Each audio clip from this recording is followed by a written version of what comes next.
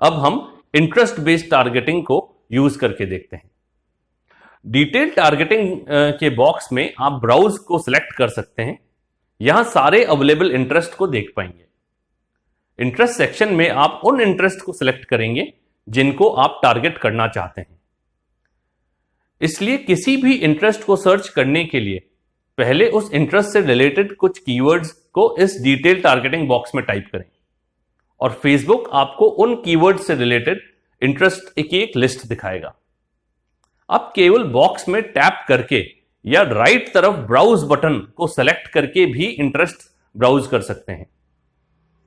आप इस लिस्ट में इंटरेस्ट की मेन कैटेगरीज देख सकते हैं। For example, interest related to food and drink, hobbies, shopping, fashion, technology etcetera.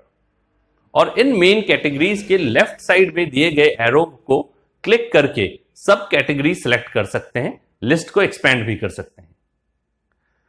जब भी आपको जो भी आपको इंटरेस्टिंग दिखे, जो कि आपके टारगेट ऑडियंस से रिलेटेड है, तो आप उस इंटरेस्ट के बॉक्स पे राइट की तरफ क्लिक करेंगे तो वो इंटरेस्ट आपके टारगेटिंग में ऐड हो जाएगा। आप यह भी नोटिस करेंगे जैसे ही आप किसी भी इंटरेस्ट पे कर्सर लेके जाते हैं तो आपको एक नंबर दिखेगा जो कि इस इंटरेस्ट का ऑडियंस साइज होगा। यह उस सेलेक्टेड इंटरेस्ट कैटेगरी में कितने लोग हैं इस बात को दिखाता है। आप एक डिस्क्रिप्शन भी पढ़ पाएंगे जो बताएगा कैसे एक कैटेगरी को डिटरमाइन किया गया है। एग्जाम्पल के तौर पे कुछ स्पेसिफिक इंटरेस्ट को देखते हैं जो कि हमारे ज्वेलरी ब्रांड के एड से जुड़े हुए हैं। एक ऑनलाइन ज्वेलरी ब्रांड के लिए फैशन या ज्वेलरी जैसे इंटरेस्ट को ढूंढना होगा और जैसे ही आप फैशन कीवर्ड टाइप करते हैं तो आप नोटिस करेंगे कि कुछ और ऑप्शंस वहां डिस्प्ले होने लगते हैं। आप यहां से कुछ रेलेवेंट ऑप्शंस को चूज कर सकते हैं। इसी एग्जाम्पल में, that is online jewellery brand के लिए आप कुछ और भी अलग टारगेट तरीके से इंटरेस्ट बेस्ड टारगेटिंग यूज कर सकते हैं। एक तरीका तो अभी हमने देखा कि आप सिर्फ फैशन को इंटरेस्ट के तौर पर आइडेंटिफाई करके स्टार्ट कर सकते हैं, या फिर मैं ये भी सोच सकता हूं कि मेरे टारगेट ऑडियंस को हो सकता है कि फैशन मैगजीन्स को भी उन्होंने लाइक किया हो, तो मैं अलग अलग फैशन मैगजीन्स जैसे कि वोग, कॉस्मोपॉलिटियन आदि भी टाइप कर सकता हूं और उनको सिलेक्ट कर सकता हूं। इससे यह होगा कि जिन लोगों ने फैशन मैगजीन के पेजेस या इनसे रिलेटेड कोई भी कंटेंट लाइक किया है वो भी मेरे टारगेट ऑडियंस की लिस्ट में ऐड हो जाएंगे। अगर मैं वोग मैगजीन के ऑप्शन को चूज किया, एग्जांपल मैं वोग मैगजीन के ऑप्शन को चूज करता हूं, यहां पे आप यहां कुछ आउट ऑफ बॉक्स क्रिएटिव तरीके से भी अपने टारगेट को सोच सकते हैं। एग्जाम्पल, मैं उन लोगों को भी टारगेट करना चाहूंगा जिन्होंने कुछ दूसरे फैशन ब्रांड्स जैसे कि हो सकता है ज़ारा, लैक्मे एटसेट्रा को लाइक किया है। दूसरे ऑप्शन के तौर पे आप कॉम्पिटिटर्स को भी इंक्लूड कर सकते हैं, जैसे कि आप उन लोगों को भी टारगेट करना चाहते हैं जो कि तनिष्क ज्वेलरी ब्रांड में इंटरेस्टेड है। ऐसे आपके ब्रांड के कॉम्पिटिटर्स को भी ऐड कर सकते हैं अपनी इंटरेस्ट बेस्ड टारगेटिंग में। इंटरेस्ट बेस्ड टारगेटिंग एक ऐसा ऑप्शन है जिसको आप कई मल्टीपल तरीकों से यूज कर सकते हैं।